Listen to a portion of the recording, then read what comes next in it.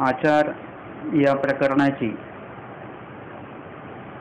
याआधी आपली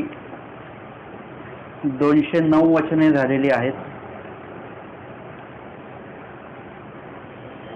आजचं वचन आहे, हेही वरी होवेल पोरा जीवासी परी येथोनी म्हणितले ते न होववे. मागील वचनामध्ये आपण बघितलं, स्वामी म्हणतात की रडीनल्या काही परमेश्वर होईल.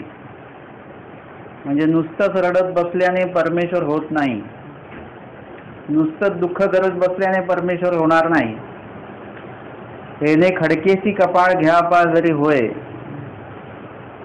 म्हणजे समोर जो पाषाण आहे त्या पाषाणावर जर का तुम्ही नुसतं डोकं आपटत राहिले तर त्याच्याने सुद्धा परमेश्वर होणार नाही. तो जया परी होवावा तयाची परी होईल की.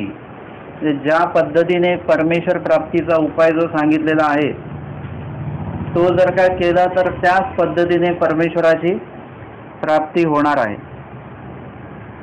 आता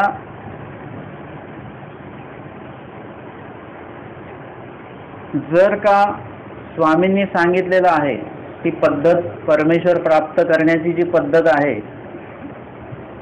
ती तशा पद्धतीने जर का बघितल्या गेली तर ती एकदम सोपी सुद्धा आहे. फक्त ती परमेश्वराने सांगितली आहे म्हणून ती कठीण आहे. एरवी जर का ती जीवानी पद्धत सांगितलेली असती इतर काही गोष्टी प्राप्त करण्याची तर ती पद्धत कदाचित सोपी सुद्धा वाटली असती. कारण की प्रपंचामध्ये जीव अनेक असे दुर्घट कार्य करत असतो, ते एवढे कठीण असतात की ते करत असताना म्हणजे पार आपलं जे काही कस लागतो त्याच्यामध्ये आपलं पूर्ण आयुष्य निघून जातं.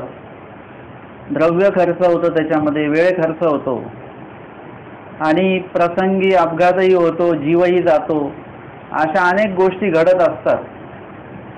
परंतु ते करत असताना जीवाला एक प्रकारचं एक वेगळंच काहीतरी समाधान लाभत असतं. म्हणजे प्रापंचिक कार्य करत असताना जे काही संकट किंवा जे काही दुःख प्राप्त होतं ते करत असताना खूप बरं वाटतं. तो अभिमाने सगळ्यांना सांगत असतो. परंतु परमेश्वराचं एखादं कार्य करत असताना जर काही संकट प्राप्त झाली तर खरं तर म्हणजे अपेक्षितच नसतं की संकट यावीत म्हणून. म्हणजे भर उन्हामध्ये स्थानवंदन केलं, ऊनच लागलं नाही पाहिजे अशी आपली अपेक्षा असते.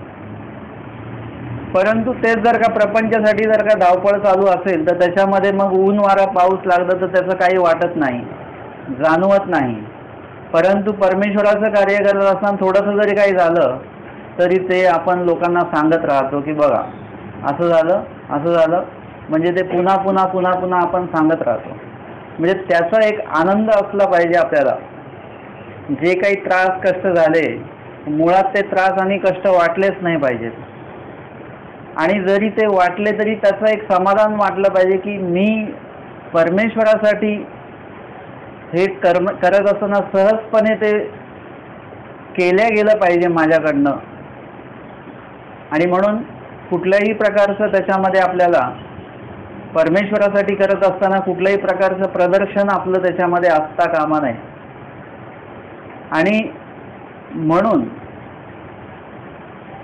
आपण बघितलेलं आहे की सन्निधानातल्या भक्तगणांच्या ज्या काही संदर्भातल्या ज्या काही लीळा आहेत त्यामध्ये अनेक वेळा असं झालेलं आहे की परमेश्वरासाठी काय करायचं म्हटल्यानंतर तिथे आपल्याला दोन गट दिसतात. सांडवा प्रसंगी असेल तर स्वामींनी सांगितलं सांडवा बांधा तर ते काही त्यांना जमलं नाही. पण स्वामींनी सांगितलं जा इथून, मग ते त्यांना जमलं. ते म्हणाले जी हेही वरी होवेल. जे स्वामींना तिथे ते वाटलं की अरे हे काय असं, आम्ही जे सांगतोय ते कोणी करायलाच तयार नाही आहे. उलट सांगितलं तर उलट लगेच करायला तयार असतो जीव. तर देवाचं अगदीच ऐकत नाही असं नाही, ऐकतो जीव. पण कसा ऐकतो, स्वतःच्या सोयीचं ऐकतो. अन्य वार्ता नाही सांगितली तर अन्य वार्ता करणार. म्हणजे त्या बाबतीमध्ये देवाचं कोणी ऐकत नाही. पण स्वामींनी सांगितलं त्याच्यापेक्षा निद्रा करा, तर मग ते बरोबर ऐकणार आपण, कारण की जे सोयीचं जे आहे ते बरोबर आपण ऐकत असतो. कुणाला जर का तुम्ही म्हटले की बाबा चुकीचं वागू नका, तर ते लोक ते तसं ऐकणार नाही. पण जर का तुम्ही म्हटले की तुम्ही चुकीचं वागत असाल तर माझ्याशी बोलूच नका, तर लोक ते बरोबर ऐकतील. हा तुम्हीच म्हणाले ना की बोलायचं नाही म्हणून.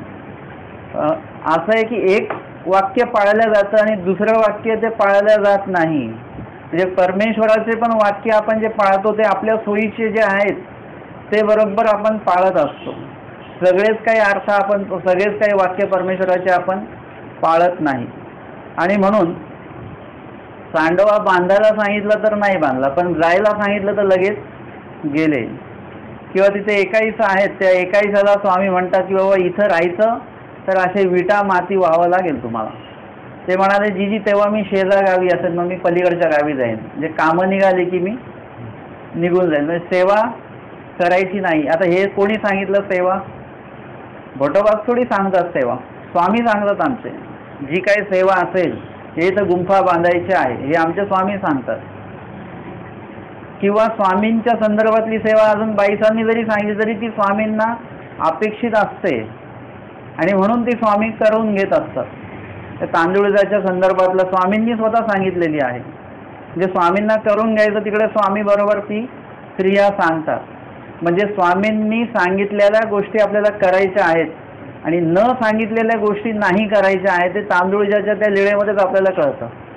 म्हणजे पहिल्या दिवशी स्वामींनी ते सांगितलेलं आहे करायला, तर ते केलं गेलं, ठीक आहे. परंतु दुसऱ्या दिवशी स्वामींनी तेच कार्य नाही करायला सांगितलं आहे, तर त्या दिवशी ते कार्य नाही करायचं आहे. नाथवासांनी ते केलं, स्वामींनी शिक्षा पण केलं. तुम्हाला कोणी आणायला सांगितलं? म्हणजे आपल्याला लक्षात आलं पाहिजे की देवाने नाही सांगितलेल्या क्रिया आपल्याला नाही करायच्या आहेत, हा भाग लक्षात आला पाहिजे.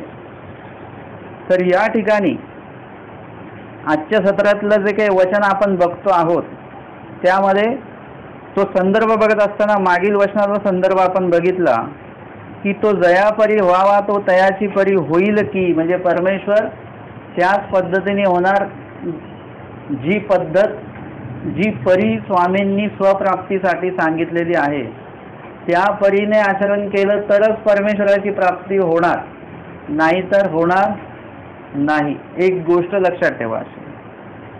मग एवढं सगळं वचन आता आपण अध्ययन केलं किंवा त्या संदर्भातली लीळा पण आपण पाहिली, मग तर आपली इच्छा होईल की देवाने सांगितलेलं ते करावं अशी अपेक्षा, परमेश्वराला जी अपेक्षा आहे आपल्याकडनं त्या अपेक्षेनुसार परमेश्वराच्या त्या वचनानुसार जीव परमेश्वराचं म्हणीत आलेले करत असतील ना, हेही वरी होवेल पोरा जीवासी परी येथोनी म्हणितले ते न होवे.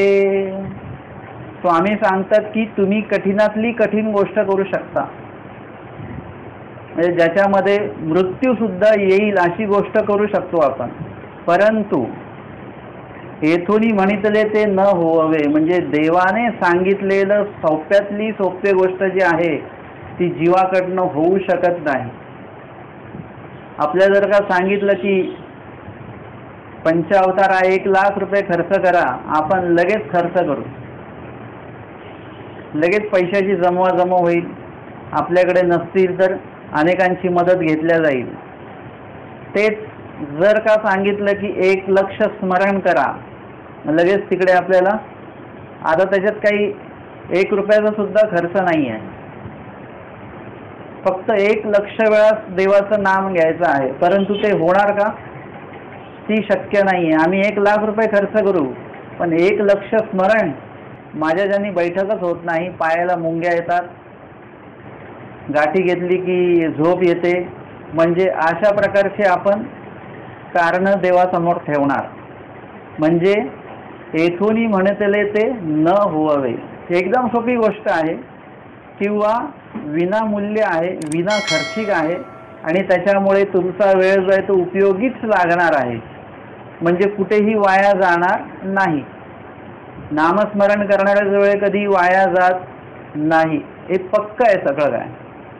बाकीच्या क्रिया करत असताना किती तुमचं देखी लागतंय किती नाही लागतंय ह्याच्यामध्ये सांशकता आहे, पण नामस्मरण करत असतानाचा जो पूर्ण वेळ आहे तो उपयोगीच लागणार, तो कुठेही वाया जात नाही. एवढं सगळं माहिती असून सुद्धा आणि परमेश्वराला नामस्मरण हेच जर अपेक्षित असून सुद्धा आपण ते करूच असं नाही. त्याच्यापेक्षा कठीणातली कठीण गोष्ट आपल्याला सांगितली तर ती आपण करू, पण हे नाही करणार.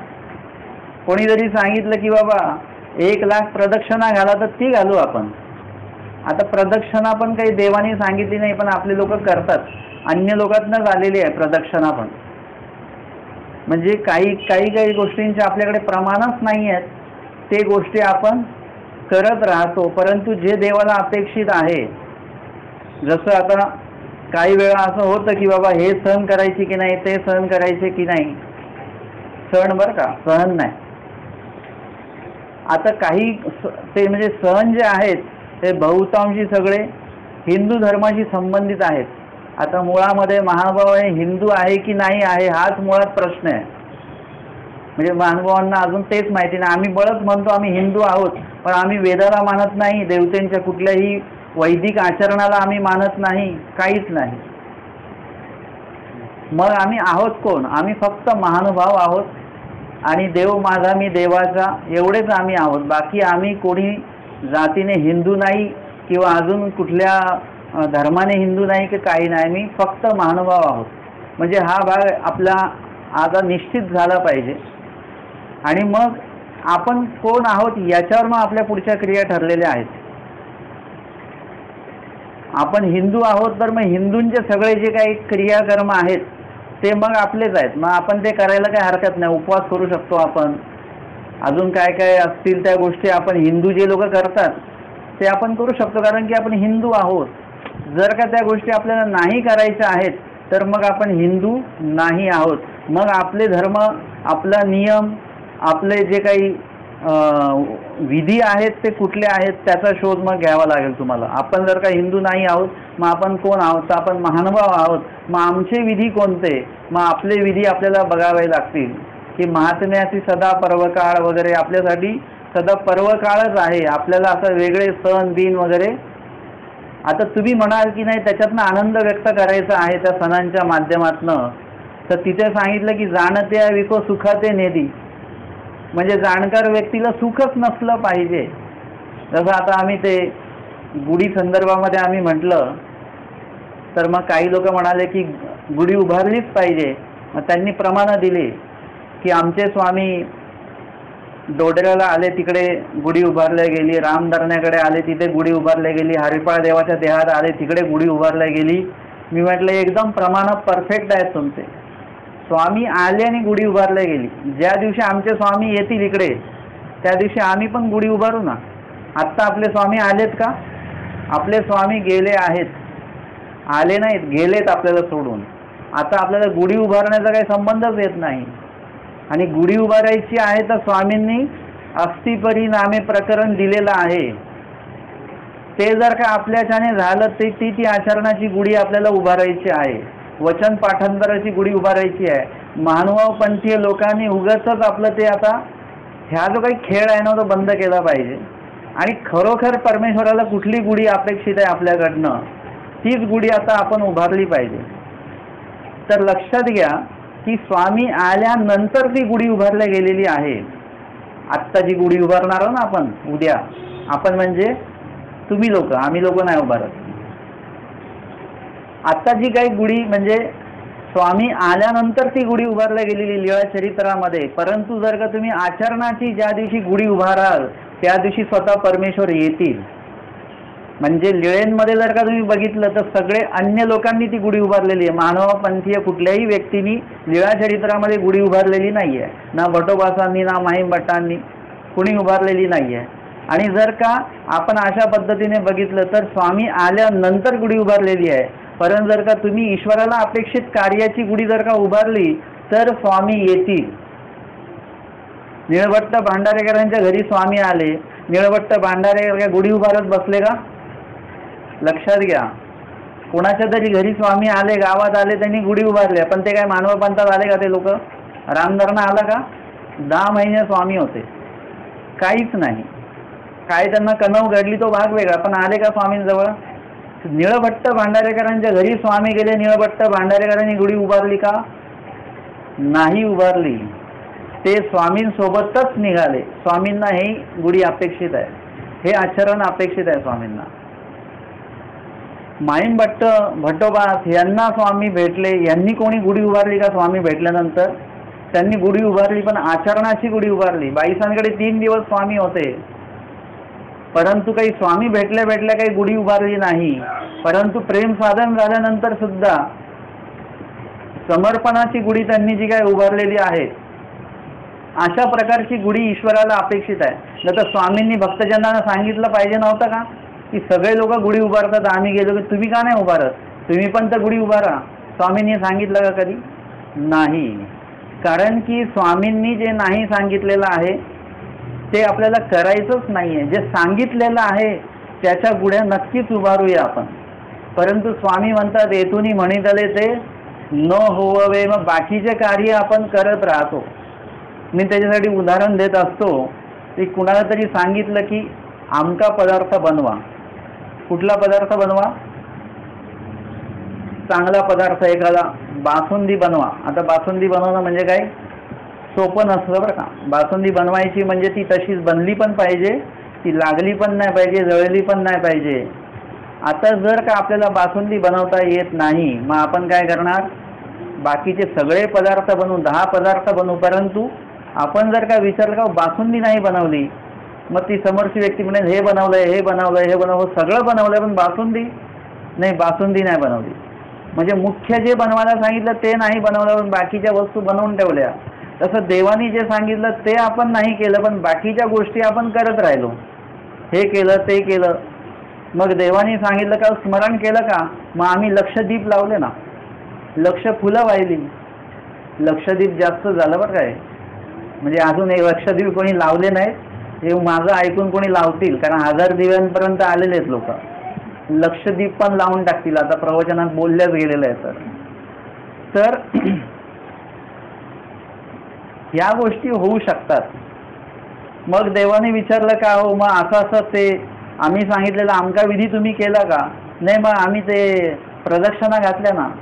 मग देव प्रश्न एक विचारतील आणि आपलं उत्तर एक असणार आहे, कारण की देवानी जो प्रश्न विचारला त्याचं उत्तर आपल्याकडे नसणार, आणि मग ते टाळण्यासाठी आपण वेगवेगळे दुसऱ्या गोष्टी सांगत बसणार.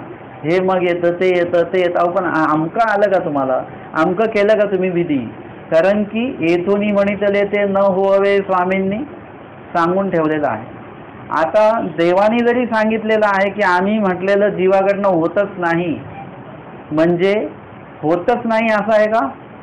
ना आहे. असे पण जीव आहेत ज्यांच्याकडनं ईश्वराने सांगितलेल्या विधी क्रिया होतात.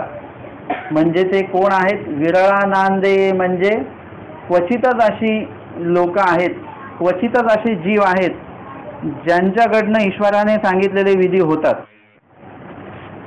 असे जीव म्हणजे विरळा नांदे, म्हणजे असे सुद्धा जीव आहेत.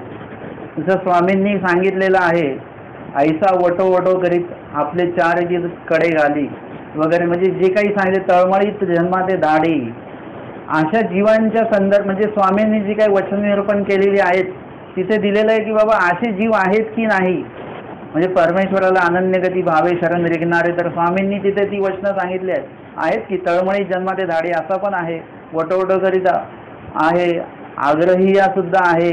असे जीव सुद्धा आहेत, नाही अशातला भाग नाही, परंतु ते क्वचित आहेत, दुर्मिळ आहेत परमेश्वरासाठी. आणि म्हणून असे जे कोणी जीव भेटले मग त्यांच्यासाठी परमेश्वर 3 दिवस तिथे ठाण मांडून बसतात. अपमान जरी होत असेल तरी त्या जीवाला सोडत नाही, कारण की असा जीव परत भेटणार नाही. आत्ता जर का सोडलं तर परत नाही भेटणार. निळभट्ट भांडाऱ्यासारखे जीव आहेत, स्वामी त्यांच्या घरी गेले भिक्षा मागायला, कारण की किंवा ते सोबत निघाले, स्वामींनी काही थांबवलं नाही त्यांना, कारण की आत्ता थांबवलं तर त्यांचं उद्धारणच थांबून जाईल, येऊ द्या सोबत. किंवा भट्टोबास आहेत, भट्टोबासांच्या बाबतीमध्ये पण स्वामींनी त्यांना सांगितलं आता बस तुम्हाला स्थित्यांतर्गंज, स्वामींनी मनावरच घेतलं तिथून सिन्नरपासनंच त्यांच्या संदर्भातलं. माईम भट्टांसारखी व्यक्ती आहे, पूर्ण स्वामींना हरवण्याच्या दृष्टिकोनातनं ती आलेली आहे, पण स्वामींनी बघितलं की बापा यांच्याकडे तर भरपूर मोठी कणव आहे, भरपूर मोठा अधिकारी या व्यक्तीकडे आहे, या जीवाकडे आहे. स्वामींनी त्यांना जेव्हा समोर पाहिलं, पूर्ण कणव वगैरे म्हणजे सगळं पाहिल्यानंतर स्वामींनी त्या ठिकाणी काय केलं, स्वामींनी हरवलं नाही त्यांना. आपल्या जर का लीळा आपण वाचन केली तर आपल्याला असं दिसतं की स्वामींनी चर्चा करून त्यांना हरवलं नाही, स्वामींनी जिंकून घेतलं त्यांना. महानुभाव पंथासाठी त्या व्यक्तीला जिंकून घेतलं. त्यांचा जो अधिकार अनधिकार, त्यांचा जो अधिकार किंवा त्यांची जी कणव होती त्या सगळ्या गोष्टींना बघून स्वामींनी त्यांना काय केलं, आपल्या पक्षामध्ये घेतलं. आज जर का ही व्यक्ती सुटली तर परत यांचं उद्धरण कधी होईल आणि कधी नाही सांगता येत नाही. असे एवढे निवडलेले आहेत. परमेश्वर जीवाचे वाडोवाडे जीवस्थिती म्हणजे शोधून काढतात, की पारखून घेतात की कोण जीव योग्य आहे. एक एक जीव. महादाईसांना पहिल्याच भेटीमध्ये स्वामींनी पाहिलं सिन्नरला आणि म्हटले की आता तुम्ही थांबा, इथे जाऊ नका. महादाईसा काही थांबल्या नाहीत, परंतु स्वामींनी तेव्हाच हे केलं की ही चर्चक आणि जिज्ञासक नावाची जी काही पहिली पदवी द्यायची आहे ती या व्यक्तीला द्यायची, या महादाईसांना द्यायची आहे. पुढे 500 गुरुकुळांकडे यांचं पूर्ण लक्ष असणार आहे. जिज्ञासक आहेत या, चर्चक आहेत या, आणि यांच्या माध्यमातून महानुभाव पंथामध्ये भरपूर प्रमाणामध्ये ज्ञान जे आहे यांना निमित्त करून निरूपण केलं जाणार आहे. म्हणजे स्वामींनी कितीतरी मोठी गोष्ट बघितलेली आहे की एवढ्या एका जीवामधनं, जीवाच्या माध्यमातून, जीवाच्या निमित्ताने महानुभाव पंथाला निरूपण होणार आहे. कारण पुढच्या काळामध्ये महादाईसांनी अनेक प्रश्न स्वामींना केले आणि त्यातनं अनेक वेळा स्वामींच्या मुखातनं महत्त्वाचे निर्णय, महत्त्वाचं निरूपण जे आहे त्या ठिकाणी निरोपिल्या गेलेलं आहे. म्हणजे प्रत्येक जीवाकडे असे जीवसुद्धा आहेत जे ईश्वराने म्हणितलेले करणारे. मग त्याच्यामध्ये पण महादाईसा आहेत. अनेक वेळा स्वामींनी वाराणसीला जाऊ नका किंवा द्वारकेला जाऊ नका वगैरे असं दादोसांसोबत राहू नका हे अनेक वेळा स्वामींनी त्यांना सांगून सुद्धा महादाईसा सुद्धा ऐकल्या नव्हत्या. म्हणजे त्यांनी कोणाचं ऐकलं होतं, त्यांनी दादोसांचं ऐकल्या. जीवा साधत्य त्यांचं बरोबर त्यांनी ऐकलं, परंतु महादाईसांनी आमच्या स्वामींचं ऐकलं नाही. कारण की हे सकाळी वैजात्य, परमेश्वर सगळ्यांपेक्षा वेगळे आहेत आणि जर का आपण काहीतरी वेगळं ऐकलं तर आपल्याला ते करण्याची इच्छाच होत नाही. आपल्याला असं वाटतं की सगळे लोक तर ह्या रस्त्याने चाललेत, मग ह्या रस्त्याने आपण कसं जायचं. आपण सुद्धा काय करतो, त्या लोकांसोबत चुकीच्याच रस्त्याने जाण्याचा पर्याय निवडतो. बहुमत ज्या बाजूने आहे त्याच बाजूने आपण जाण्याचा आपलं निश्चय करत असतो. असं लक्षात घ्या, ज्यावेळेस बहुमत ज्या बाजूला म्हणजे ती बाजू योग्यच असते असं नसतं बरं का. कधी कधी चुकीच्या बाजूने बहुमत असतं आणि योग्य बाजूला कमी मतं असू शकतात. तर तुम्हाला मतं कुठल्या बाजूला किती आहेत हे बघायचं नाही आहे. तुम्हाला ते जे काही निर्णय आहे, तो जो काही मत मांडलं गेलं ते वचनाशी किती एकदम प्रामाणिक आहे, ईश्वराच्या विहित विधीशी किती ते प्रामाणिक आहे ते तुम्हाला बघायचं आहे. ते जर का परफेक्ट असेल तर मग तुम्हाला ते स्वीकारायचं आहे. मग त्याच्या मागे बहुमत असो किंवा नको असो, म्हणजे त्या ठिकाणी आपल्याला काय करायचं आहे, त्याला महत्त्व द्यायचं त्या गोष्टीला. परंतु आपण तसं करत नाही. आपण जीव काय म्हणतो आहे, अनेक जीव कुठले विधी करत आहेत तोच विधी आपण सुद्धा करत असतो. सगळे लोक गुढी उभारतात, मग आपण पण आता उभारलीच पाहिजे. म्हणजे लोकांच्या बाजूने आपण गेलेलो आहोत. अनेक लोक आमका विधी करतात, मग आपणही केला पाहिजे. मग तो विधी योग्य आहे की अयोग्य आहे हे तपासण्याचे डोळे आपण आपले बंद करून घेतो किंवा उघडतच नाही. आपण कोणी जरी सांगितलं तपासा याच्यामध्ये, आपण म्हणतो जाऊ दे आता कशाला, सगळेच लोक करतात मग आपण पण केलंच पाहिजे. सगळेच लोक उटीची पावती फाडतात, आपणही फाडा. म्हणजे त्या हिशोबानेच आपण चालत असतो. आपण कधीही कार्य करताना ते योग्य की अयोग्य असं तपासतच नाही. तपासलं पाहिजे की नाही पाहिजे, तपासलं पाहिजे सगळ्यांनी. आणि म्हणून आपण कशाला हो म्हणतोय आणि कशाला नाही म्हणतोय हे आपल्याला कळलं पाहिजे.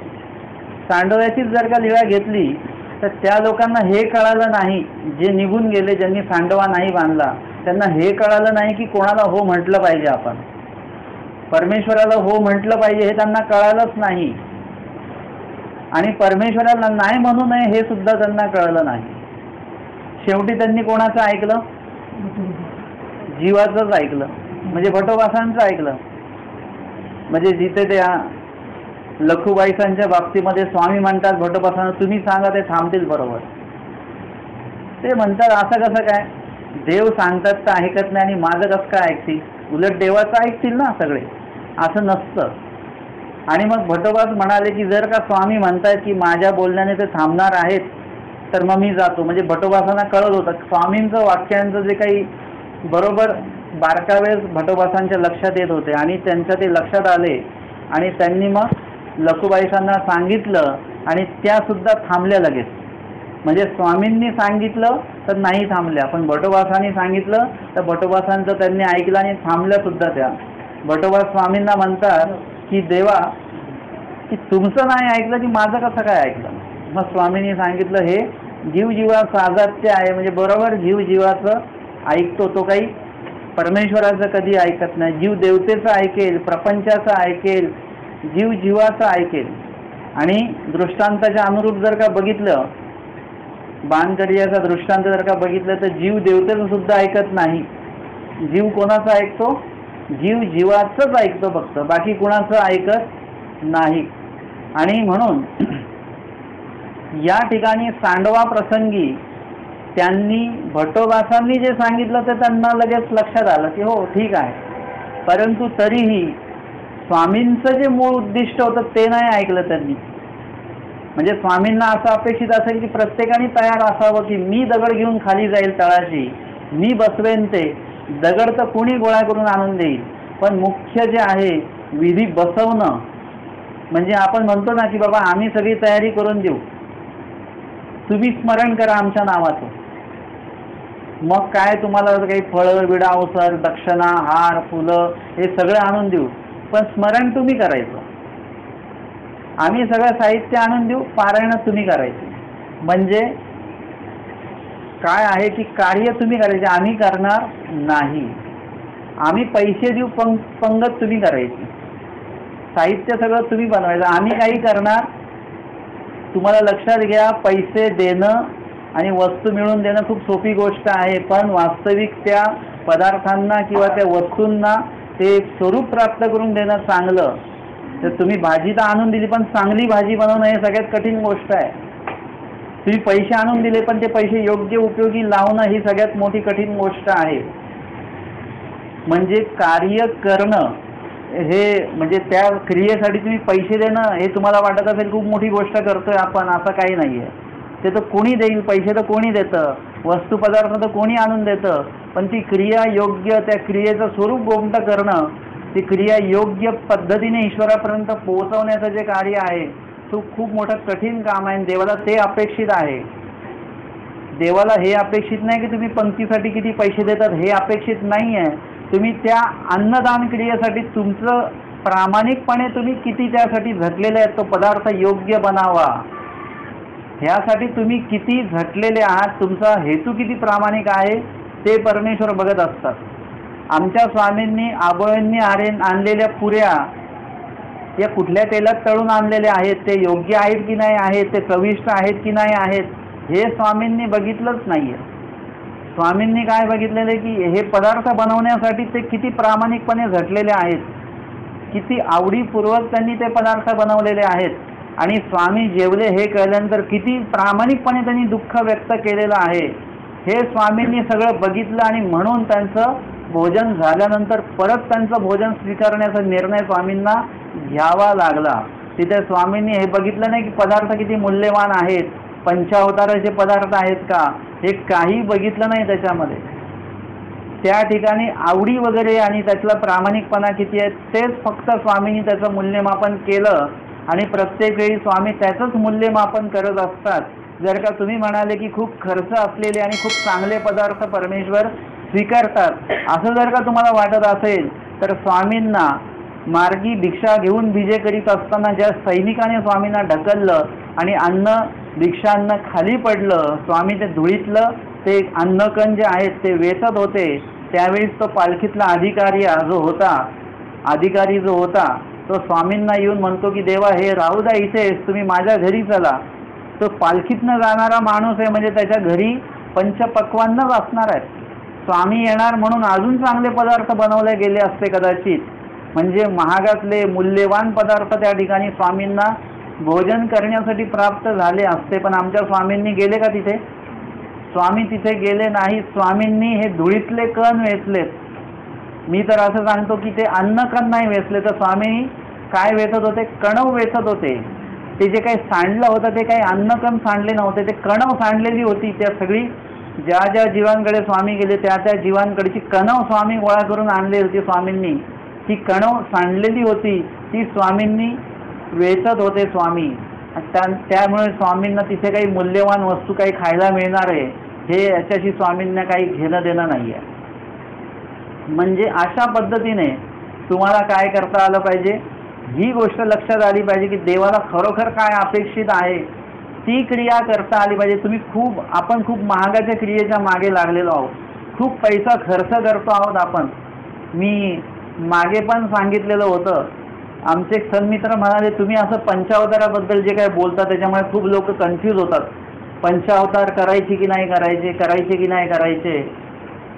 मग मी त्यांना सांगितलं की बाबा माझा हेतू असा आहे की एका पंचावताराला जर का 1 लाख रुपये खर्च होतो तर महाराष्ट्रामध्ये वर्षभरामध्ये 100 पंचावतार होतात वेगवेगळ्या ठिकाणी.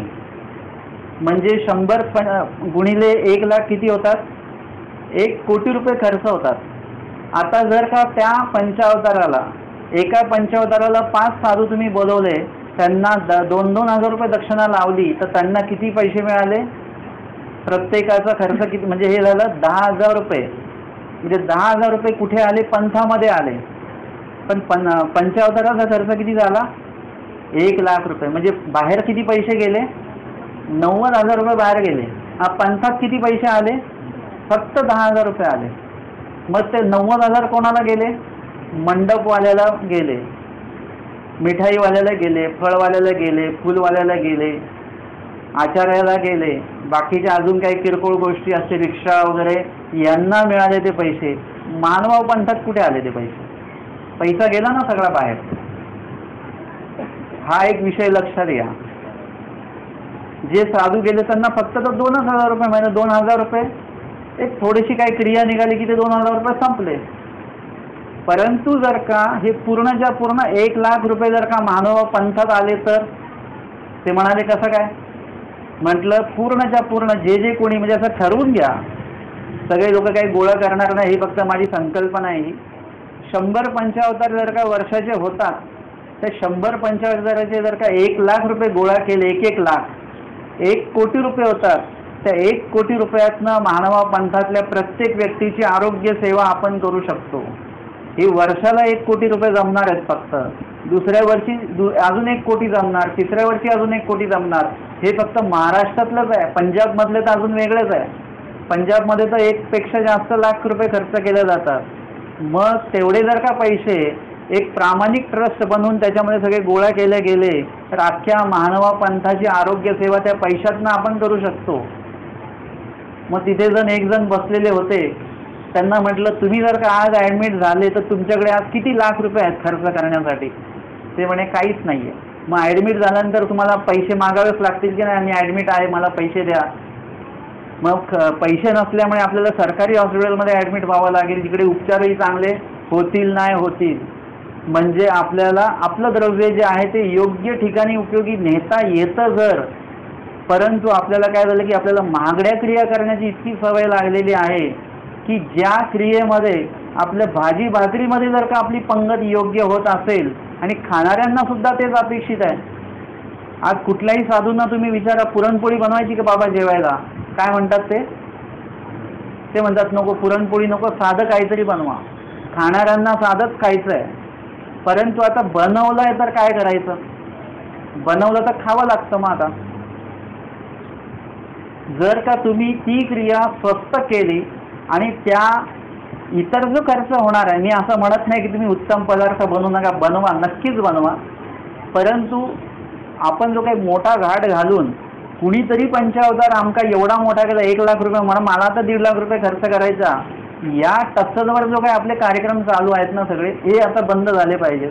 आणि तेवढा जास्तीत जास्त पैसा जो आहे, म्हणजे एक गाव असेल, मानव पंथाचे जे उपदेशी असतील त्या गावामध्ये, त्यांनी कमीत कमी आरोग्य सेवेसाठी इतके पैसे वर्षाला तरी गोळा केले पाहिजेत. 5,000 रुपये ते वर्षाला गोळा करू शकतो एक व्यक्ती. असं एका गावाने जर का जमा केले, एका तालुक्याने जमा केले, एका जिल्ह्याने जमा केले, एका राज्याने जमा केले, तर कितीतरी द्रव्य आपलं या आरोग्य सेवेमध्ये येऊ शकतं. आणि मानव पंथातल्या प्रत्येक साधूचं नव्हे तर वासनिकांना जरी अडचणी पडल्या त्यांना निम्मा खर्च आपण त्यातनं देऊ शकतो. म्हणजे एवढं सगळं आपण आरोग्य सेवा या माध्यमातून करू शकतो. मग एवढा जर का पैसा खर्च होतो, त्याचा उपयोग मानव पंथाला तर काहीच होत नाही आहे. मानव पंथाचा कुठलाही कार्यक्रम पुढे, म्हणजे जे काही आरोग्य सेवा संदर्भात असेल, अजून कुठलं काही असेल, तर अशा कुठल्याही याच्यामध्ये तो पैशांची तरतूद होत नाही आहे. पैसे वाया चाललेले आहेत, बाहेर चाललेले आहेत सगळे. बरं, ते खाणाऱ्यांना पण तेवढं खायचं नाही आहे. तुम्ही बघा बरं, तुम्ही भरपूर ताट भरून द्या एका साधूंना, ते दुसरं ताट मागवतात आणि सगळे पदार्थ काढून टाकतात. त्याच्यामध्ये फक्त भाकरी असते, 1-2 भाज्या असतात, गोडसुद्धा काढून ठेवलेलं असतं.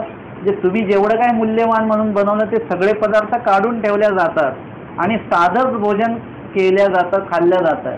म्हणजे आपल्याला ती पण प्रक्रिया कळली पाहिजे. आता तुम्ही म्हणाल की नाही आम्हाला पुरणपोळी खाऊ घालायची आहे, परंतु खाऊ घालत असताना हे पण बघा की ते आपण जे खाऊ घालतो ते योग्य आहे का हे पण बघा.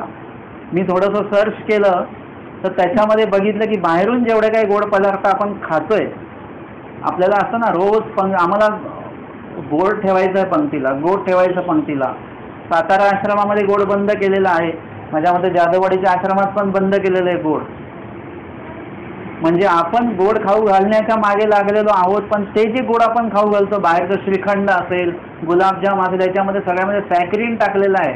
आणि ते ॲक्च्युली आपण पंक्तीच्या नावाखाली विष खाऊ घालतोय साधू लोकांना किंवा उपस्थित लोकांना. सॅकरीन खाणं म्हणजे विष खाण्यासारखं आहे. ते आपण पंक्तीच्या नावाखाली देतो. नाही, गोड दिलं पाहिजे, गोड पाहिजे, गोड नसेल तर क्रिया पूर्ण होत नाही. कोणी सांगितलेलं मला माहिती नाही, परंतु चुकीची क्रिया होते की नाही. म्हणून आज तुम्ही जर का बघितल्या गेलं तर अनेक साधूंची शुगर वाढते आहे. शुगरचा त्रास अनेकांना आहे. रोज गोड चालू आहे, रोज गोड चालू आहे, रोज सॅकरिंगचं चालू आहे, त्याच्यामुळे ते होतं आहे. म्हणजे आपण क्रिया चांगली करतोय, परंतु डोळसपणे करत नसल्यामुळे त्या क्रियेतनं हा दोष उत्पन्न होतोय. हे कुठे फेडणार आपण? एखाद्याला तिखट नाही जमत आणि तुम्ही आवडीपूर्वक त्यांना तिखट वाढताय, त्यांना त्रास झाला, तुमची क्रिया कशी झाली सांगा? योग्य झाली का अयोग्य झाली? एखाद्याला गोड नाही झालं, तुम्ही जबरदस्ती त्याला गोड वाढताय आणि त्यांना त्रास झाला, त्यांची क्रिया योग्य झाली का अयोग्य झाली? अयोग्य झाली क्रिया. नुसती क्रिया करण्यावर भर देतोय आपण, परंतु क्रिया योग्य की अयोग्य हे आपण बघतच नाही आहे. कारण की आपलं काय झालेलं की परत मी वाक्य उच्चारेन की महागडी क्रिया करण्यामध्ये आपण चाललेलो आहोत. परंतु क्रिया कशी झाली पाहिजे? योग्य क्रिया होणं गरजेचं आहे. अयोग्य क्रिया आपल्याच्याने होता कामा नये, हे आपण लक्षात घेतलं पाहिजे. तर आपल्याला काय करायचं आहे? या गोष्टी आपल्याला डोळसपणे करायच्या आहेत, विधीत करायचेच आहेत. आपल्याला तुम्हाला अन्नदान करायचं नक्कीच करा, परंतु समोरच्याला काय अपेक्षित आहे खाणं ते त्यांना द्या. समोरच्याचा काय त्रास असू शकतं? एखाद्याने जरी म्हटलं की बाबा मला ते आमका पपई खायची आहे, परंतु त्यांना तुम्ही सांगू शकता की पपई उष्ण असते, आता उन्हाळा आहे, मग यावेळेस तुम्ही पपई खाल्ली तर काय होईल? उष्णता वाढेल. म्हणजे ते तुम्ही त्यांना सांगू शकता वगैरे. क्रिया आपल्याला योग्य पद्धतीने करता आली पाहिजे की जेणेकरून समोरच्याला पण त्रास होता कामा नये.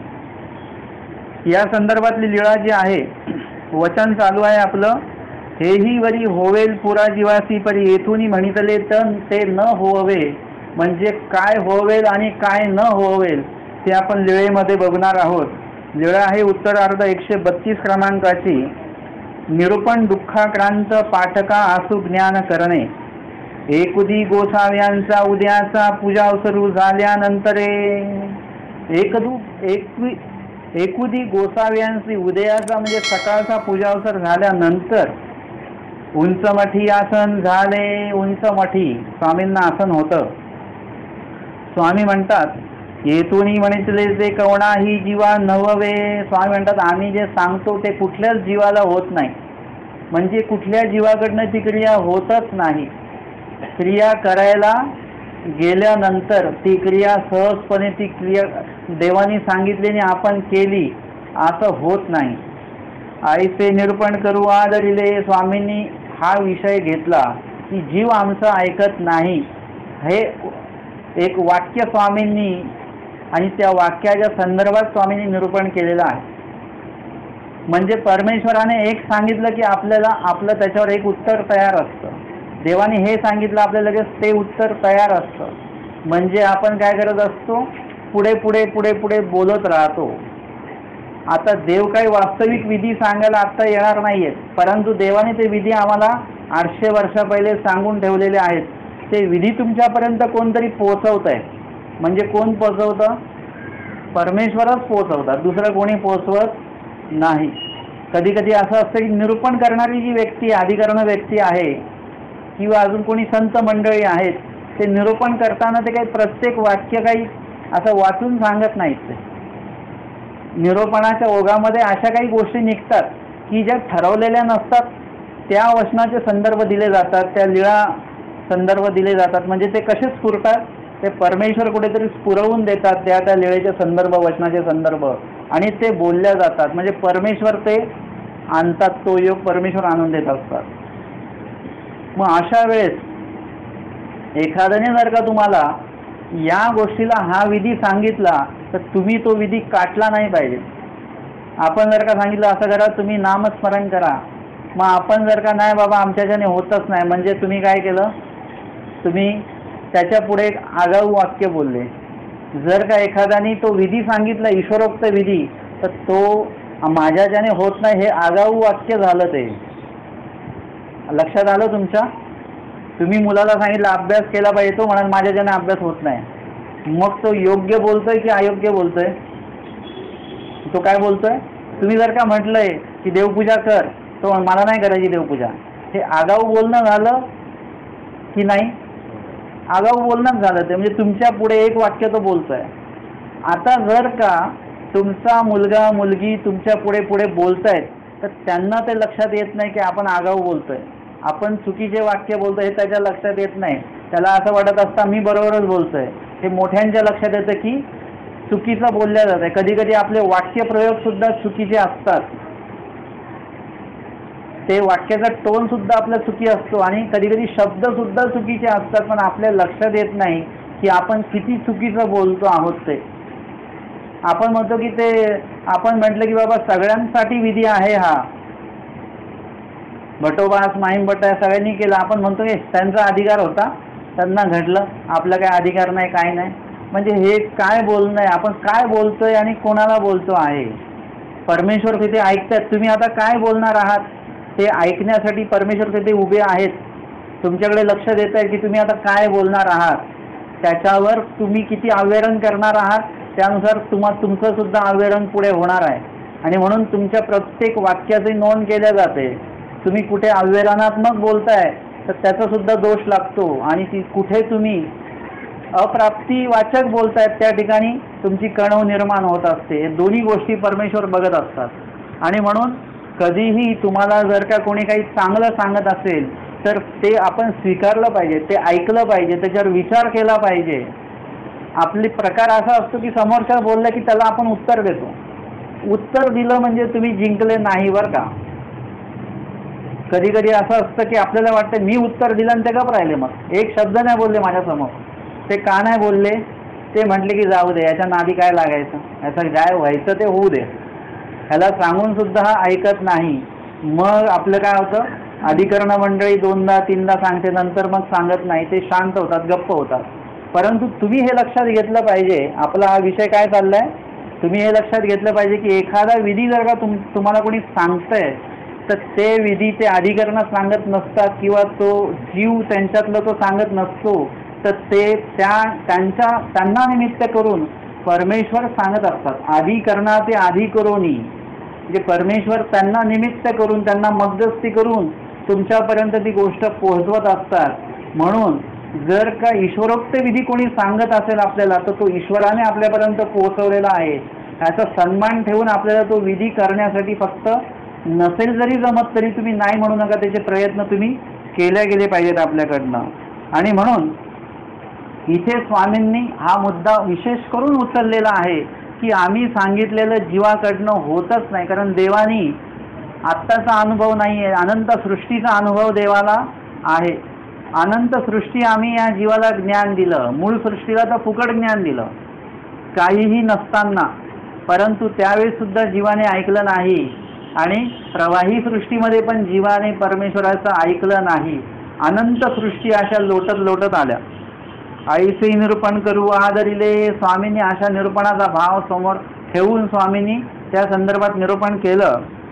तव पाठकी म्हटले हे काळजी नववे कैसे, आणि पाठक तिथे होते ते म्हणाले असं कसं काय, देवानी सांगितलेलं जीवाला होत नाही असं कसं काय. म्हणजे कर्मराटीमध्ये तर कितीतरी गोष्टी केल्या जातात. म्हणजे देवते साधनेमध्ये जसं जसं ते वेदांमध्ये सांगितलं तशा तशा क्रिया करणारे लोक आहेत. खूप वेगवेगळ्या पद्धतीने आपलं समर्पण करणारे लोक आहेत. आणि परमेश्वर असं कसं काय म्हणतात की देवाने सांगितलं ते नववे. बरोबरच आहे की जीवाने सांगितलेल्या क्रिया पण केल्या जातात, प्रपंचासाठी पण क्रिया केल्या जातात, आणि देवतेसाठी पण क्रिया केल्या जातात, पण परमेश्वरासाठी म्हणून क्रिया केल्या जात नाही. स्वामी म्हणतात सर्वज्ञ म्हटले ऐसे म्हणत असा, ये डोळाचा सुळी ये डोळा काढा. तर ते म्हणतात की देव म्हणतात ते मला, म्हणजे असं वाटतं की देव म्हणतात ते जीव कसं काय नाही ऐकत, ऐकतातच जीव. म्हणतात असं म्हणता, मग असं करा, या डोळ्याचा सूळ या डोळ्यातनं काढा बरं, असं इथून डोळ्यातनं टाका आणि इथून काढा. असे पण लोक आहेत बरं का. लोक खूप वेगवेगळे आहेत समाजामध्ये. इथून नाकातनं काही टाकलं, इकडून तोंडातनं काढायचं. वेगवेगळ्या क्लुप्त्या करणारे लोक आहेत. काही लोक असे आहेत की तलवार आहे ती अशीच तोंडात टाकतात, गिळतात, पोटामध्ये हे करतात ते पूर्ण, आणि तशीच्या तशी अलगद परत काढतात. म्हणजे असे करणारे लोक सुद्धा आहेत. काचा खाणारे लोक आहेत, विस्तावरून चालणारे लोक आहेत, उंचावरून उडी मारून काहीतरी रेकॉर्ड बनवणारे लोक आहेत. मृत्यूमध्ये सुद्धा म्हणजे आपलं ऐश्वर ज्याच्यामध्ये सिद्ध होईल, म्हणजे झाला मृत्यू तरी चालेल, पण त्या मृत्यूमध्ये आपलं ऐश्वर सिद्ध झालं पाहिजे, आपलं नाव लौकिक झालं पाहिजे. मेल्यानंतर स्वामी पोर जीव मरून ऐश्वर साधिती. जे त्याच्यात जर का नाव होत असेल तर जीव मरायला सुद्धा कमी करत नाही. स्वामी म्हणतात की या डोळ्याचं सूळ या डोळ्यातनं काढाल का. ते म्हणतात तरी आता काढूनी. ते म्हणतात ठीक आहे काढू आम्ही. स्वामी जर का सांगत असतील तर आत्ताच काढून दाखवतो मी. तर स्वामी म्हणतात हेही वरी होवेल पोरा जीवासी परी येथून म्हणितले ते नववे. ते होऊ येईल तुमच्याकडनं. म्हणजे ते होऊ शकतं, सहज होऊ शकतं. या डोळ्यातलं सूळ या डोळ्यातनं तुम्ही काढू शकता. परंतु जर का तुम्हाला सांगितलं, सोपी गोष्ट सांगितली नुसती वृक्षांना खा, शक्य नाही. वृक्षांना म्हणजे नुसताच भात खायचा आणि नुसतीच भाकरीच खायची, भाजी खायची नाही, मीठ सुद्धा घ्यायचं नाही. खाऊन दाखवा तुम्ही. एक दिवस जर का भाजी फिक्की झाली असेल तर आपल्या गळ्याखाली घासच जात नाही. काय भाजी बनवली आज, ना तिखट ना तेल, त्याला काही लगेच आपलं गळ्याखालीच घास जात नाही. आणि नुसतं वृक्षांना खायचं आहे. एक दिवस कशी तरी खाल, 2 दिवस खाल, तिसऱ्या दिवशी एवढा त्रस उत्पन्न होईल की असं सगळे पदार्थ आठवतील काय खाऊ आणि काय नाही असं होईल. जर का आपल्याला कडकडीत भूक लागलेली असेल आणि प्रवचन संपत अजून 1 तास आहे तर आपल्याला सगळेच पदार्थ आठवतात. जेवढे जेवढे काही चमचमीत पदार्थ आहेत ते सगळे आपल्याला त्यावेळेस आठवतात आपोआप. म्हणजे हे काय आहे, वृक्षांना जर का एकदम सोपी गोष्ट, काहीच करायचं नाही, स्मरण नाही करायचं काय, फक्त वृक्षांना खायचं रोजभर. अशक्य गोष्ट आहे. त्रस उत्पन्न होऊन जाईल, उबग उत्पन्न होऊन जाईल, काय करू काय नाही असं होऊन जाईल. किंवा स्वामींनी सहज सांगितलं की असं करा, आवडीपूर्वक नामस्मरण करा. आपण नामस्मरण करू शकतो पण आवडीपूर्वक नाही करू शकत. पहिले 5 गाठ्या आवडी असते, 10 गाठ्यांपर्यंत ती आवडी कशी कशी पोचते. 11व्या गाठीला तुम्ही 15 गाठ्यांचं स्मरण म्हणून जर का बैठक केलेली असेल, 10 गाठ्या कशा तरी कराल, नंतर तुम्हाला असं 5 गाठ्या कधी संपतील असं होईल तुम्हाला. म्हणजे निरंतर आवडीपूर्वक परमेश्वराला आठवणं विधी कठीण आहे. तुम्हाला जर का म्हटलं की असं करा, त्यापेक्षा तुम्ही 2 लाख रुपये द्या आणि आमका आपण उपहार करूया, लगेच तुम्ही तयार व्हाल. म्हणजे ते तुम्हाला अधिक सोपं वाटेल. परंतु नामस्मरण मरेपर्यंत करायचं. जो जन्म क्षेपी, मरेपर्यंत तीच आवडी कायम ठेवून नामस्मरण करणं अगदी कठीण आहे. आलिंबन रहित होणं देवाने सांगितलं, कठीण गोष्ट आहे. न होवे, होऊन दाखवा. आलिंबन रहित नाही होऊ शकत. आता स्वभाव मात्रे नियंत्रण करून दाखवा. स्वभावांवर, मनावर नियंत्रण करून दाखवा. नाही होणार, शक्य नाही आहे. तुम्ही बाकीच्या सगळ्या गोष्टी करून दाखवाल देवाला, परंतु हे नाही करू शकत तुम्ही जे देवाने सांगितलेलं आहे. ते पण कसं आवडीपूर्वक करायचं आहे. ते उगाचच आपल्याला एक कार्य करायचं आहे म्हणून करत बसायचं नाही आहे. ते आवडीपूर्वक झालं पाहिजे, जे ईश्वराच्या लेखी लागलं पाहिजे. नाही तर गाठ्या करणारे लोक, स्मरण करणारे लोक भरपूर आहेत. विशिष्ट महिन्यामध्ये एक गाठ्यांचं पूर्ण पूर आणणारे लोक भरपूर आहेत. एवढ्या गाठ्या करायच्याच आहे एवढ्या दिवसामध्ये, पण ते काय आवडीपूर्वक आहेत का? ते टार्गेट आहे, आम्हाला एवढ्या दिवसात एवढ्या मनी ओढायचे आहेत. फक्त एवढंच त्यांनी त्यांच्या मनामध्ये ठेवलेलं आहे आणि तेवढे ते मनी ओढणं काम चालू आहे. नाम जप चालू आहे, पण ईश्वराला अपेक्षित असलेलं स्मरण नाही चालू. त्याच्यामध्ये जे ईश्वराच्या प्राप्तीला नेऊन देणार आहे ते स्मरण त्याच्यामध्ये घडत नाही आहे. फक्त काय चाललंय, एक औपचारिक तुमचं कार्य चालू आहे. आणि आता काय झालं की संकल्प सोडला, विडा ठेवला की एका महिन्यात एवढ्या गाठ्या करेल म्हणून तेवढ्या करायच्याच आहेत. आता मध्ये सोडलं तर काय होईल, देव नाराज होतील. पण आपण ज्या हेतूनी आणि ज्या पद्धतीने आपलं जे स्मरण चालू, देव त्याच्यावरच नाराज आहेत. आता की एवढे काही माझे नाव घ्यायला मी तुम्हाला सांगितलेलं नाहीये, एवढा पटापट पटापट पटापट पटापट नाव घेत आहे, देव तिथेच नाराज आहेत. उदाहरण सांगतो, तुमचा घरातले जे कोणी आहेत, कोणी पण आहेत, मुलगा मुलगी पती पत्नी जे पण आहेत, ते जर का पटापट पटापट खात असतील तर तुम्ही काय सांगता त्यांना? हळू खा, व्यवस्थित खा. म्हणजे जे खाल्लं जातं ते कसं खाल्लं पाहिजे, व्यवस्थित खाल्लं पाहिजे, व्यवस्थित चावलं पाहिजे, शांतपणे खाल्लं पाहिजे, म्हणजे तर ते अंगी लागणार आहे. तसं तुम्ही जर का शांतपणे जर का काही केलं तर ते तुम्हाला लेखी लागणार आहे. एकाने विचारलं मला की बाबा 1,00,000-1,15,00,000 स्मरण किती दिवसात झालं पाहिजे वगैरे. म्हटलं कशाला झालं पाहिजे? ते म्हणे करायचं झालं तर. म्हटलं करायला सांगितलं कोणी तुम्हाला 1,00,000 स्मरण? 1,00,000 स्मरण नाही सांगितलं देवाने. देवाने काय सांगितलं, निरंतर परमेश्वराचे आठवावे. म्हणजे काय, 1,00,000 जर का तुम्ही विडा ठेवला 1,00,000चा, मग तुमचं स्मरण एक्सप्रेस स्मरण होणार बरं का. दिवसाला 30 गाठ्या करायच्या बस, म्हणजे 30 गाठ्या करायच्याच आहेत तुम्हाला.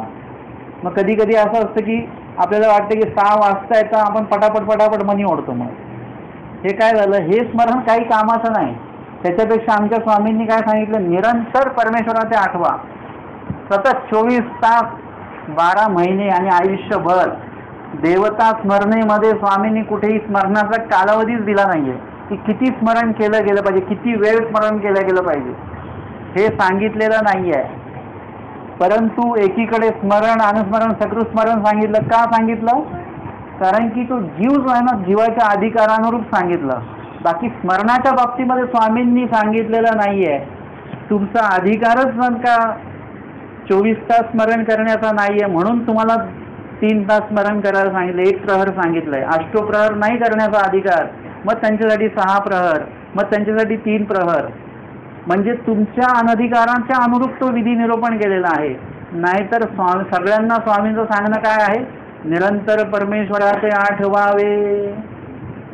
सलग परमेश्वराला आठवा मृत्यूपर्यंत.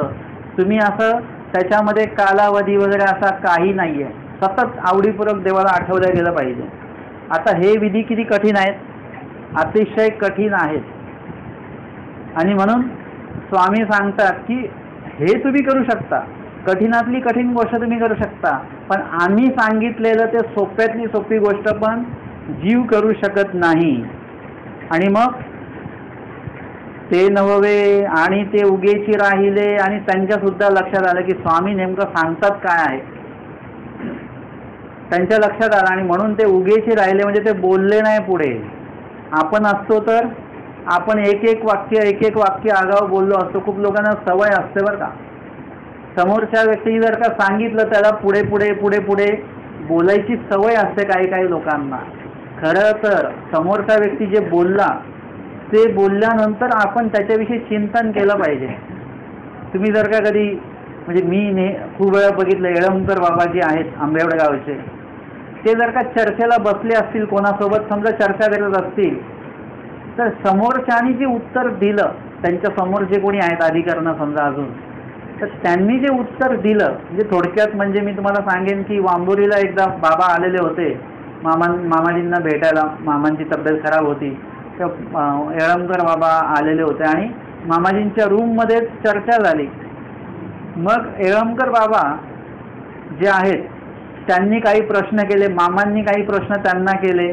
म्हणजे असं पडताळून बघितलं जातं की बरं आपल्याला हे जे वाटतंय, म्हणजे कधी कधी त्यांना सुद्धा काही गोष्टींची शंका असते आणि त्यांना सुद्धा हे असतं की यांच्याकडनं याचा उत्तर काय मिळू शकतं. असं प्रत्येकजण त्यांच्या लेवलला सुद्धा चर्चा होत असते अधिकरणांची.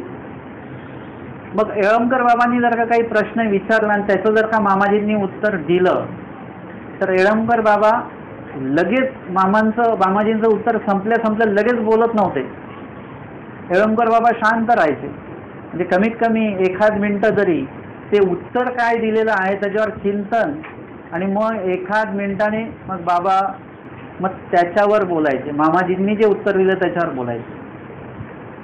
म्हणजे त्याला काही खंड असेल, खंडन मंडन जे काय असेल, मग तुम्ही जर का असं म्हटलं मग हे वचन तर इथे असं येतं, तर त्यांची जी चर्चा करण्याची पद्धत अशी आहे की समोरच्यानी जे सांगितलेलं आहे त्याच्यावर चिंतन करून मग बोलायचं आहे. समोरच्यानी बोलले की लगेच आपल्याला लगेच त्याला तोडायचं नाही, लगेच आपलं वाक्य टाकायचं नाही, तसं नाही आहे. एकदम चिंतनपूर्वक झालं पाहिजे, शांतपणे चर्चा झाली पाहिजे. परंतु काही लोकांना तशी सवय नसते, ते उगाच काय करत राहतात, तुमचं वाक्य तोडत राहतात. तसं असता कामा नये. आणि म्हणून या ठिकाणी हे पाठक जे उगेचे राहिले, म्हणजे का उगेचे राहिले, त्यांना कळलं की हे बोलतायत ते एकदम बरोबर बोलतायत. निरूपण अवसान झाले, निरूपण संपलं. मग पाठक सोंडीवरी बैसोनी दुःख करू लागले. पाठक सोंडी म्हणजे दोन्ही पायऱ्या आपण उतरताना बाजूला जे काही त्याच्यावर हात ठेवून आपण खाली उतरू शकतो असं जे काही बनवलेलं असलेला सोंडी असं म्हणतात. कारण त्याचा वरचा जो भाग आहे तो हत्तीच्या आकाराचा असेल आणि पुढे त्याची सोंड अशी असणार आहे. आणि मग ते त्याच्यावर बसून ते रडायला, दुःख करायला लागले ते पाठक, की स्वामींनी काय सांगून टाकलं आज, की आपण जेवढं करतो आहोत ते ईश्वराला काही मान्य नाही आहे का. म्हणजे आपल्याला असं वाटतं की आपण देवाचंच करतो आहोत. खूप वेळा असं आहे की नाही, असं तुम्ही तुमचे विधी पडताळून बघा. देवाच्या नावाखाली, धर्माच्या नावाखाली आपण खूप काही कामं करत असतो. आपल्याला असं वाटतं की आपण देवाचं कार्य करतोय, पण वास्तविक देवाला ते मान्य आहे की नाही आहे हे आपण पडताळून बघितलं पाहिजे. जर का तुम्हाला ते पडताळता नाही आलं तर तुमच्या क्रिया चुकीच्या चालू राहतील. मग या ठिकाणी त्यांनी ते पडताळलं, त्यांच्या लक्षात आलं की खरोखर असं आहे का की आपण जे कार्य करतो ते देवाला मान्य नसावं, किंवा देवाला जे मान्य त्या क्रिया माझ्याकडनं होत नाही, असं स्वामींनी आज निरूपण केलं. आणि त्यांना दुःख वाटायला लागलं की आपण देवाचं खरोखर ऐकत नाही, याचं त्यांना वाईट वाटायला लागलं. आणि मग दुःख करू लागले. मग तैसेची भिक्षा करावया गेले, भिक्षा करण्यासाठी ते गेले. गोसावी तिये सोंडीये पासी बीजे केले. आमचे स्वामी त्या सोंडीजवळ आले, ते उदक आवळो केले आणि खाली जमिनीवर पाणी पडलेलं आहे ते स्वामींनी अवलोकन केलं. स्वामी म्हणतात भक्तजनांना, जाना पागा हे उदक काहीसे. स्वामी म्हणतात तुम्हाला माहिती आहे का हे उदक कसलं आहे, म्हणजे हे जमिनीवर जे पाणी पडलंय ते कसलं आहे तुम्हाला माहिती आहे का. सगळे म्हणतात नाही आम्हाला नाही माहिती. स्वामी म्हणतात हे नेनोजी सर्वजण म्हटले गाणा पागा हे उदक काहीसे अवघा म्हटले हे नेनोजी. भटोबास म्हणतात जी जी येथ पाठा बैसोनी दुःख करीत होता तरी ते होईल. भट्टोबास जे आहेत त्यांनी लक्षात घेतलं की मगाशी ते पाठात बसलेले होते आणि ते दुःख करत होते, तर कदाचित ते त्यांच्या डोळ्यातनं पडलेले अश्रू हे असणार आहेत. स्वामी म्हणतात तरी एकीची ठाई का. आता अश्रू पडले तर दोन्ही डोळ्यातनं पडले पाहिजे आणि दोन ठिकाणी अश्रू पडले पाहिजेत ना. तर एकाच ठिकाणी अश्रू पडलेलं होतं म्हणजे एकाच ठिकाणी ते पाणी होतं. ना जिथे नेणं होते म्हणून ते नाही माहिती आम्हाला. स्वामी म्हणतात याचा एकू डोळा तो निपानिगा, म्हणजे एक डोळ्यातनं त्यांच्या पाणीच येत नाही, निपानिगा पाणी येत नाही त्या डोळ्यातनं. म्हणजे पाठकांनी काय केलेलं आहे, पाठकांनी जे काही स्वामींनी सांगितलं त्याच्यावर चिंतन केलं आणि त्याच्यातनं त्यांना स्वतःची चूक लक्षात आली आणि म्हणून त्यांना दुःख झालेलं आहे आणि ते दुःख त्यांनी व्यक्त केलं, रडले. ते अश्रू त्यांच्या डोळ्यातनं त्या ठिकाणी आलेले आहेत. एवढे अश्रू आलेले आहेत की ते जमिनीवर पडले आणि त्याचा ओलावा त्या जमिनीवर आहे. जमिनीवर जर का त्यांच्या अश्रूंचा ओलावा आहे तर त्यांच्या अंतःकरणामध्ये किती ओलावा असणार आहे हे आपल्याला त्या वेळेतनं लक्षात येतं. आणि म्हणून महानुभावपंथीय व्यक्तींनी उगाचच लोक करतायत म्हणून त्यांच्या मागे क्रिया आपल्या करत सुटू नये. स्वामींनी जे सांगितलेलं आहे त्या क्रिया कराव्यात आणि आपण ज्या क्रिया करतोय त्या कुठेतरी स्वामींनी सांगितलेल्या आहेत का हे पडताळून त्या क्रिया कराव्यात. तर त्या क्रिया तुमच्या लेखी लागतील, परमेश्वर सुद्धा प्रसन्न होतील आणि तुमचा वेळ आणि पैसा वगैरे हा अनाठाई खर्च होणार नाही, तर योग्यच ठिकाणी खर्च होईल. हे आजच्या वचनातून आपण या ठिकाणी बघितलेलं आहे. दंडवत हो.